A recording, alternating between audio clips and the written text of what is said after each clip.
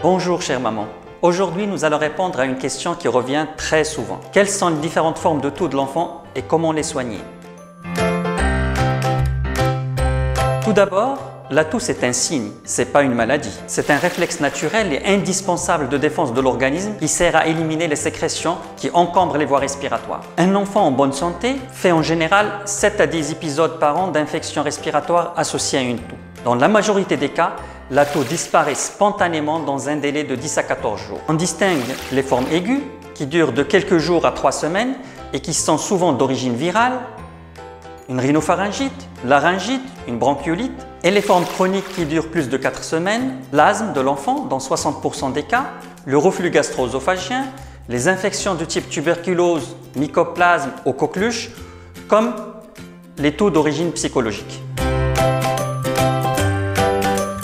La toux peut prendre plusieurs formes selon la cause. La toux grasse qui indique la présence de sécrétions dans les voies respiratoires et la toux sèche où les branches sont irritées et qui dure plus longtemps. La toux peut être rauque, causée par la laryngite, la voix de l'enfant est souvent éteinte. La toux peut être accompagnée d'une respiration sifflante. Cette toux est habituellement causée par l'asthme.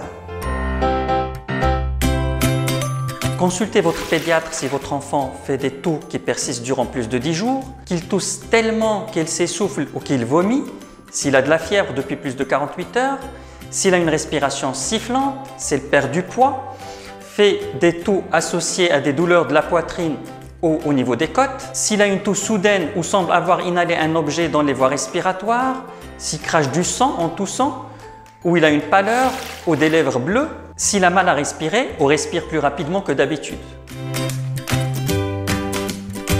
Les bonnes habitudes à suivre. Nettoyer le nez de l'enfant avec du sérum physiologique en aérosol ou en dosette. Donnez à boire fréquemment. Assurez-vous que personne ne fume dans la maison. Maintenez l'enfant en position assise ou semi-assise. Veillez à maintenir une atmosphère fraîche dans sa chambre. Vaccinez contre la coqueluche. Évitez les aérosols, parfums, insecticides, purificateurs d'air et contrôlez l'excès d'humidité et de moisissure. Chère maman, n'oubliez pas que la toux est généralement causée par une infection respiratoire qui finira par passer d'elle-même. Pour soulager la toux, donnez à boire à votre enfant, nettoyez son nez à l'eau saline.